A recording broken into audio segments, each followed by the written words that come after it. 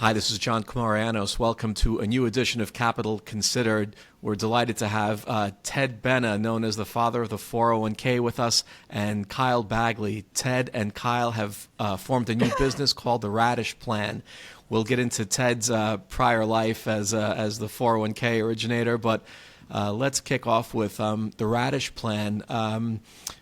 Kyle or Ted, whoever wants to start, tell our audience, what is the Radish Plan, and what caused you to want to form a company like this? Well, I guess I'll start off, John. It's over a year ago now that I came up with the design of a new type of plan. The genesis of it was a way to help middle and low income employees. Many of them who have never been able to accumulate any savings, because even if they're eligible to participate in a 401k or payroll deduction IRA, most of them can't afford to take money out of their pay. So, that was what I was aiming to do, is to create a plan, and it's employer funded. So as a result of that, they'll begin to build real assets, which most of them have never been able to do. So I came up with the design. I originally called it the Wheat Grain Incentive Plan because I had to give it some name. And I grew up on a dairy farm, and we planted wheat, and it grew, and we harvested it and converted it into bread. So thought that was a decent name, and this is what it is. I mean, the plan can be designed any way an employer wants to design it to produce rewards to middle and low income employees. It could be, for each day of employment they earn so much, for meeting performance standards such as safety or, meeting goals that are set by the employer. However the employer wants to reward them, it gives them that opportunity. And so anyhow, I had worked on it for, quite a while, got a few interviews, we're getting some good attention for it, but, it still hadn't really caught on. And so Kyle had reached out to me via LinkedIn sometime last fall, and I ignored him for a while. And finally, we engaged, and he showed me what he had already built, something called Carrot, which he can talk about. And when I saw that, I realized that, this was a way to give this program real life. Rather than being kind of boring and hard for participants to engage in, this was a way to make it really proactive. Mm-hmm. And so that's how we started on a different direction a bit. Cal came up with a new name, and I'll let him tell that story. Okay. Kyle, just let me interrupt for a second if I can, or cut you off for a second. This is a savings plan, Ted. Is this a savings plan that's, two questions. Is it a savings plan that's tax deferred, and is it in addition, is it a payroll deduction, or is it in addition to a 401k or not? Well, the most logical place for it, first of all, would be an employer that doesn't have any plan at all. Okay. There are lots of them. Yes. And if employers don't have a plan and they have less than 100 employees, they can get a tax credit that will pay for the cost of setting up, administering the plan for the first 3 years. And also $1,000 that could be contributed to the plan for each of those employees. Mm-hmm. As a gift from the government. So for those employers, it makes no sense for them not to do it. So that's, kind of the first group. Now, it also, for bigger companies that have a 401k, it's something that they also could adopt for those employees who are marginalized and aren't able to contribute to a 401k. So it could, work together with that. Mm-hmm. It could also work together with the payroll deduction plan. 17 of the states now require employers to have a plan, and those are state-run IRAs. Yeah. That employers don't contribute to. So those companies that have a payroll deduction IRA could add this as an additional way to help those employees and get a tax credit as well. Or if they haven't adopted a state mandate plan yet and they're going to have to be doing that, Hmm. they could do this as an alternative. Then they wouldn't have to adopt a state mandated plan. So that maybe gives you a broader perception of it. Okay. And is the money that the employer contributes over and above the employee's salary? Yes, there's no, right, right. It doesn't come out of the employee's salary. And Okay. so the benefit the employer gets on this, it helps drive retention, Yep. recruitment potentially. But the employer also, by making this contribution, it's exempt from FICA, workman's comp, and unemployment. So it may be, a more effective way as a result of that, than other any type of plans that have to be considered as compensation. Okay. Um, another thing I should mention here is participants have more ready access to this than they would with a 401k. Yeah. They can actually dig into this money for emergency reasons like car repairs, medical expenses that aren't covered. So it's truly potentially an emergency fund that they can dip into as well. And as Kyle and I were saying just before you joined, this is not an investment account. This is basically put into money market. Is that right? Yes, that's what I'm recommending employers, and the reason being because it is accessible. I don't want the money going into something that could have incur losses. Yeah. But the plan also could provide, John, if for participants who leave this accumulate, become more significant, that they could roll it over into an IRA or another plan like a 403b annuity or 401k, Hmm. and they have broader investment discretion. As Kyle probably get into, we see a great opportunity here to work in the educational market, particularly private school market. I see. And they may have 403Bs, Right. available to them. And so this could be a transfer. Those of them who say, I really kind of want to look longer term at this. They have that option to roll it into something that's longer term, going to have a better return. Okay. Very good. Kyle, sorry to cut you off. Let's get into the mechanics of it, which I think you're responsible for. Yeah, happy to be cut off to let Ted talk more. He's the he's a celebrity here. He is the heart and soul. He's the reason why I wanted to do what I'm doing now with him. When I was doing Carrot, I wanted to solve the same problems: retention, high turnover, things like that. And so I created a product that pretty much gamified work. How can I showcase to an employee how to earn more money, and they would only get paid out if earning was tied to performance or better sales, faster drive-through times, things like that. And so when Ted came to me with this, after I pitched him my product, I said, wow, this has more teeth. This is real. And the way I compared it is, Carrot was this gift card, flimsy. Ted comes with a platinum medal American Express where it just feels more significant, which it is. And so what we've done is we've allowed an employer to set as many triggers as they'd like within our platform. So we've got this data layer that we call Radish. If those triggers get tripped, then we will then send a distribution. And so our platform is like a big CRM. You set up all these settings and campaigns and these distribution models. It takes no time at all. And then as the data comes in, or if you manually run something, everyone earns. And so we wanted to build retirement with engagement. We wanted them to get a text or a notification daily, weekly, monthly, so they're reminded what their effort produces. And now that they get a piece of what they produce, because Radish is performance-based mainly, they're going to stick around longer. They're not going to worry about taking a week off of work if their car breaks down, because they know they can get access to their, this retirement money. And they're also going to be reminded that their employer is doing something. And that's That's what's missing in just a grateful mindset in general for humans. If you were reminded every day about the good things, which they're easy to ignore, you'd be a bit more grateful. And that's what we want to do. Hey, you're employed. We're not saying this is the perfect job, but this is an opportunity where your employer can remind the employees, thanks for being here. Yeah. So it kind of tightens the bond between employer and employee.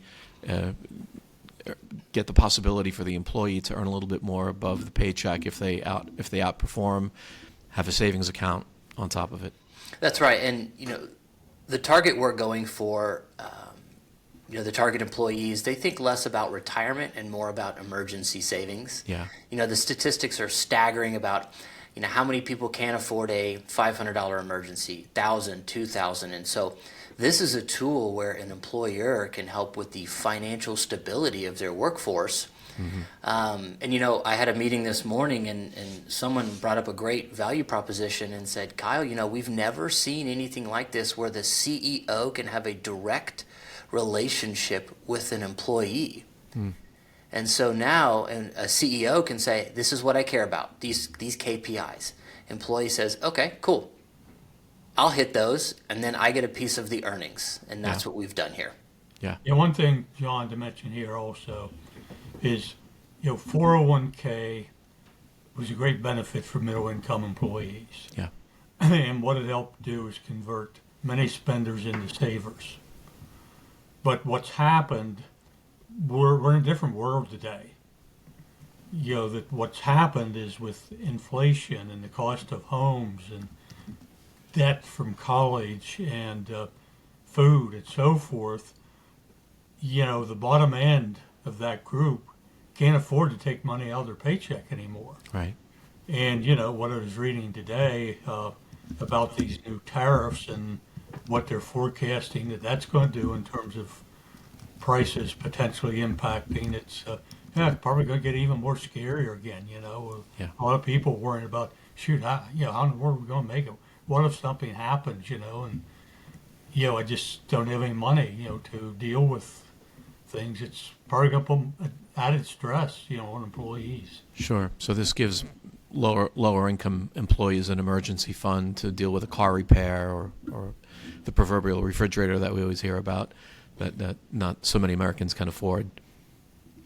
That's right. And some of the stats that we're learning regarding educators is 47% of them leave within 5 years.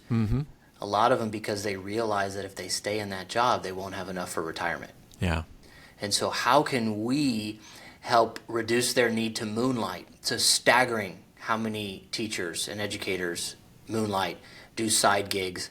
Yeah. What if we could give the power back to the administrators to say, hey, you don't need to do that. Here are a handful of things that we could use everyone's help with. Let's hit these KPIs. You'll earn the same amount of money you would if you had another job, but it'll make everything better. And so that and nurses, caregivers, things like that, there are so many opportunities for the Radish plan in the marketplace right now. And how are employers responding? Because it is more of they're winding up paying employees more if employees hit the targets. But are employers generally happy to do that? Are they willing to pay for that extra performance? We're just finding out.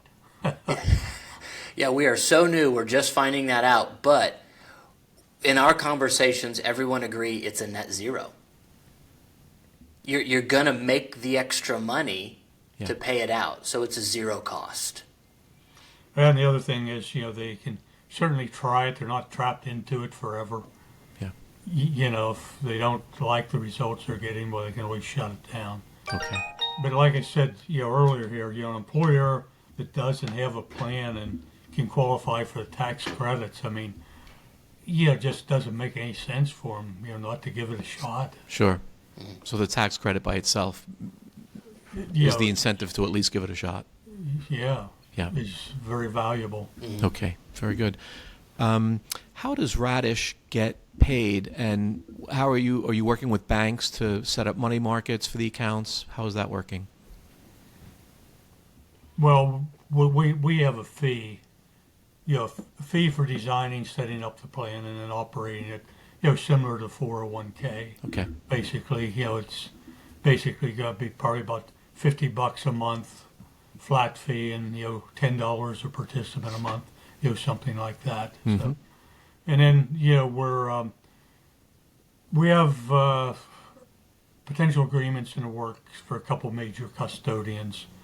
That would what we're anticipating is employers can set whatever value they want on the Radish, but generally it would be $1. And what we're recommending is that monthly they convert that into real money that goes into an account.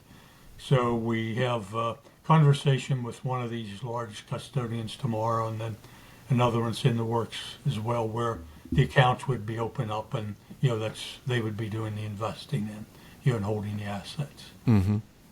And you'll give employees investment choice, or really will be geared toward money market? It's going to just be money market. Just be money market. Okay, so really a kind of savings account. Yeah, and like I said, for those that leave it accumulate, become more substantial, then it could be rolled over where they have broader investment opportunities. So. Mm-hmm. Okay. Very good. And when did Radish? When was the inception date for Radish? How long have you been going now? Well, I started, like I said, December of what would have been 2023, the general idea, and then Kyle and I linked up probably about October, I guess, somewhere. Yep. John, why you convinced me to shift to Radish? Oh well, I was at Buffalo Wild Wings, with our co-founder at the time, and current co-founder. I was like, hey, we need a name, and so I Googled fastest growing vegetable. That's what I did. Because I wanted to build a product that accumulated quickly, that people could experience and manage. And there was Radish, and I thought, oh, look at those colors. Those would look good on an app and on a website. And so it's the fastest, or one of the fastest growing vegetables. It grows close to the surface, so it's easily accessible, and it's got like long, deep roots. And I was like, ah. So I asked Ted for branding permission, and he says, okay, fine. Okay. Oh, that works. Yeah, that's a good story. Yeah, and it's I don't have him here, but we're planning on going to some trade shows, and what we've done is I've made these seed packets that have radish seeds in them that say something clever. It'll make some noise, and you're always looking for ways to stand out in the crowd, and so we're going to go with there's a lot of meaning behind the garden, the nurturing, the watering, all that. So it resonates. Okay. Yeah, the website looks pretty good now. Yeah, it's a nice website. It's kind of reached that point where it looks pretty good. Sure. Yeah. Version 17 or something like that. Finally got a decent explainer video. I mean, we're so new. I saw that. That was a good video. Yeah. Oh, good. Yeah, good. I liked it. Yeah. Oh, good. And I've got a shorter one if you don't have 3 minutes to watch it. But most people, if they're on the website, they can handle 2.5, 3 minutes of what is this? Yeah. Hope so. And our teachers. There you go. Thanks, Ted. Very good. See where it shows up. There we go. Yeah, little seed packets. Excellent. Very nice. Ted's and our teachers, right now, our teachers, your main is that your main group? Teachers, nurses, and trades. Yeah. Teachers, because we have a wonderful private education consultant that has pretty much opened our mind to this, and one of our current investors is also deeply involved with Catholic schools and just the Catholic Church here in Oklahoma City. Yeah. And so, low-hanging fruit, we understand that. We understand all the data. They leave, why they leave, retention, etc. And they have the money to spend. Yeah. And so private education is harder. We would love to be able to do this for private educators as well. But, we need to make this thing successful. And what I've heard is, there's no margin, there's no ministry. And so you got to go where people are willing to spend the money in order to get the product to a place where you can offer it to, a public education. Yeah. Ted, I wanted to ask you how this particular project grew out of your history of founding the 401k and maybe some of the drawbacks of the 401k. I think when we've spoken in the past, you've said you've made some criticisms of the 401k, but you've also said let's not delude ourselves as to how the old pension system was. We probably remember it too fondly than we should, I think, was your sentiment there. But you also recognize that some people have trouble contributing to a 401k. Did this grow out of that frustration or criticism of the 401k? Yeah, actually, it started out, I was approached by Jason Lee, and Jason Lee started Daily Pay. And what he was successful at doing was helping hourly workers not have to go to check cashing services. Yeah, was the focus of Daily Pay. And so anyhow, he was starting something new, which was similar to this, is called Salt Lab.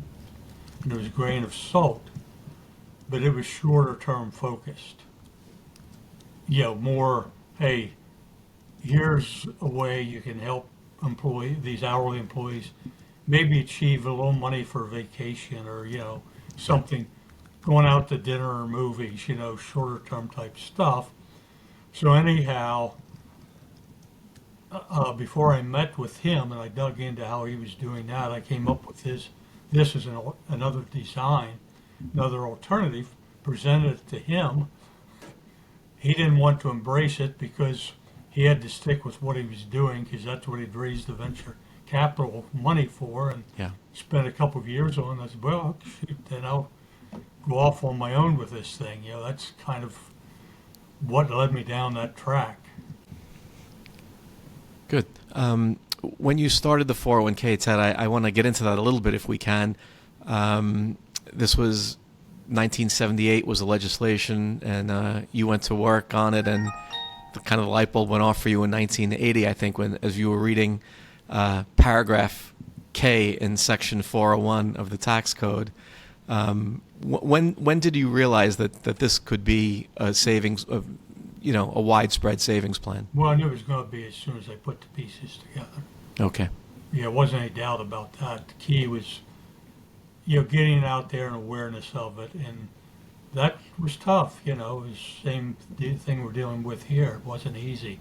Yeah. But the reason once it got out there and really caught on fast, as I knew that it would, is what happened is most of the Fortune 500 companies had thrift or savings plans. Mm-hmm.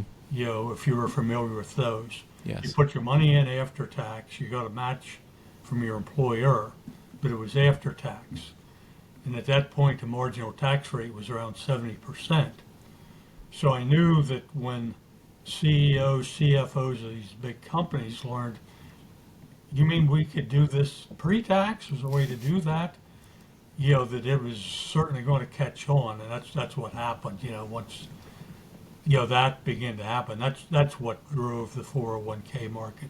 Early on, the major employers. So obviously this is going to be different because it's not focusing on the people at the top. Are going to be embracing it. It's wanting to do something and caring about employees and having that interest and there's a lot of focus on employee well-being. I mean, a lot of companies, even number of the major consulting firms certainly are working and focusing on ways of how do we do that. How do we improve employee betterment and wellness. So. Yeah, that's changed considerably in the past couple of years, I think, or it's changing fast.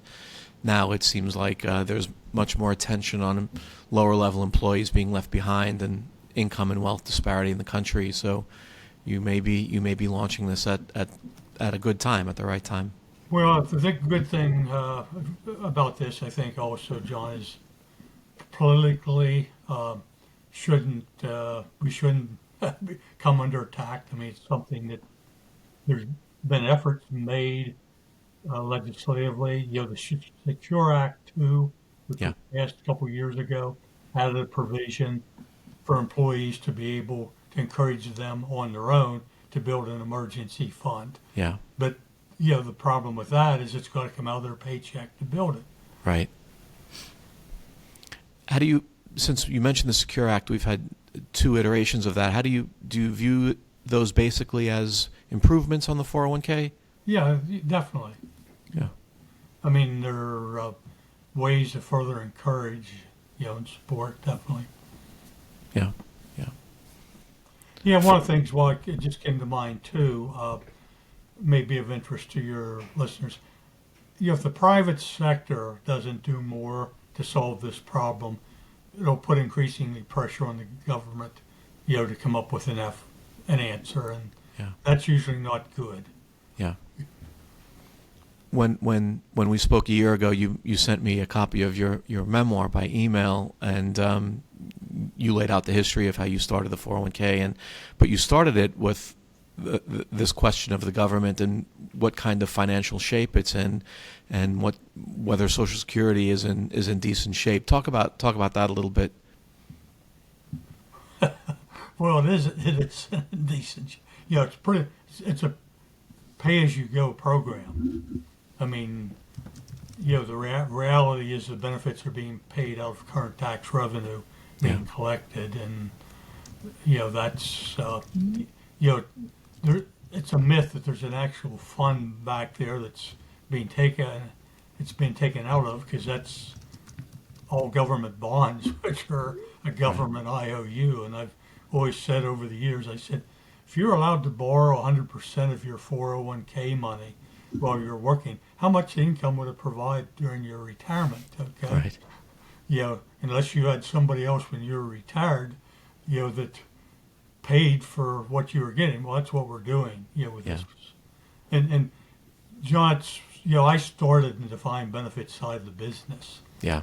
I was an actuarial grunt. That's where I started. Yeah. And it became impossible to sell them without getting into the detail, after legislation was passed way back in 1974.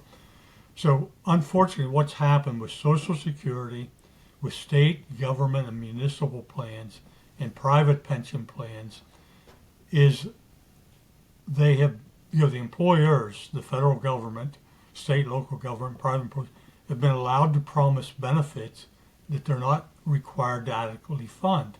Yeah. That's been the case forever, and it still is. So many of them do not have enough money in them to pay the benefits, that they promised. Some do, but most do not. So more of the weight is going to be put on individuals to save money and fund a greater portion of their retirement, it seems, and both 401k and Radish do that. Right. Yeah, I mean, certainly more. I would say with this administration, more responsibility being put on individuals is very likely. Yeah, yeah, and maybe that's. Do you view that as necessary? Well, regardless, I mean, it's it's a direction it's likely to go. They're not going to be stepping up to say, well, we're going to give you more. Yeah. The crew. I mean, if you read about what's happening, and the actions they're taking, certainly none of them are. They're designed to stripping away. Not giving more. Right. Right. And I mean, whether that's good or not good, that's not the point here. Just the reality is there's going to be more responsibility on individuals. Yeah. Ted, over the years and decades, so many changes occurred in 401k. Overall, would you say, has it improved over time with the target date funds and that sort of thing? Have you been pleased with the progression of it? Generally, yes, except what happened to the fees. Yeah. I mean, the book that I sent with you, the history of fees and what happened there, is really ugly, And what happened here, and this plays well, and I'm glad you asked the question, is problem is 401k has become too complicated, both for employers and participants. Yeah. So I'm not happy at all about that. And several years ago, I wrote 401k and IRAs for Dummies. And in it, there are a couple chapters for employers to sort through this and see the opportunities. One of them is a page that has a chart, spreadsheet of, I think there are 5 types of 401ks, three types of IRAs that employers have available to them. So working through that has become extremely complicated for employers. Yeah. Other problem is that the financial community advisors are trained to sell 401k plans. Sure.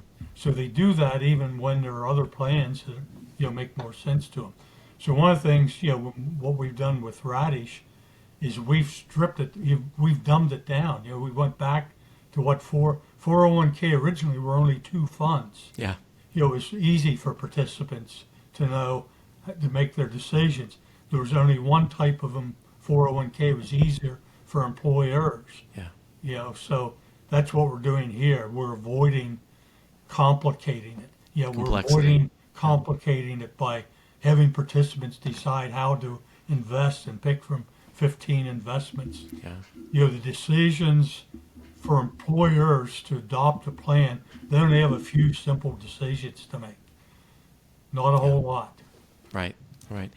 Is it a problem? I guess this is more of a political question, but is it a problem that your employer is in a way responsible for giving the employees a retirement plan, and that the employees don't set one up themselves? I mean, it seems like with Radish, it still goes through the employer. Am I right to think of it that way, or? Well, that's why we've had the mandates. I mean, Yeah. the reality is, John, employees on their own without payroll deduction, most will never do it. Yeah. So 401k converted spenders into savers by making that the first priority. Right. The mandated payroll deduction IRAs are working to help do that as well. So, I served on one of the big industry trade groups down in Washington for years. Every few years, we would have debate pro and con of whether employers should be in the retirement and healthcare business. Right. Whether they should be there. But the Yeah. reality is the tax laws push them in that direction. Yeah. Whether they want to be there or not. I mean, the reality is if they don't, the gig employees are they're put in a hard spot. Yeah. The 1099ers Yeah. start with, first of all, with the fact that they've got to pay the full FICA tax rather Right. than only half of it. Right. And then they have no health care, So, they deal with the FICA tax, deal with health care. Shoot, how in the world are they going to deal with retirement, Yeah. They're in a tough spot. Yeah. What else? Anything else about Radish that we left out that you'd like to add at this point? Well, it'd be nice if we could actually do the demo live, but voice won't do justice, how engaging it is. Yeah. I think that's the exciting thing about it, relative compared to 401k is, it actively engages a participant. And from day one, they can see this building, Yeah. with the app, that they have. Can you say how many participants you have now? None. Just finished a product. Oh, we're new. You're brand new. Okay. Brand new. We're looking for betas. We're looking for friendly betas. Yeah. People who see the vision, the product works. Mm-hmm. Things are in place. The back end is there.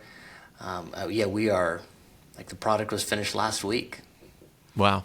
That's Yeah. great. Yeah. So we're trying to get Ted speaking. Get some companies locally getting it going. I signed up a healthcare company today. I had coffee this morning, Ted. I haven't told you.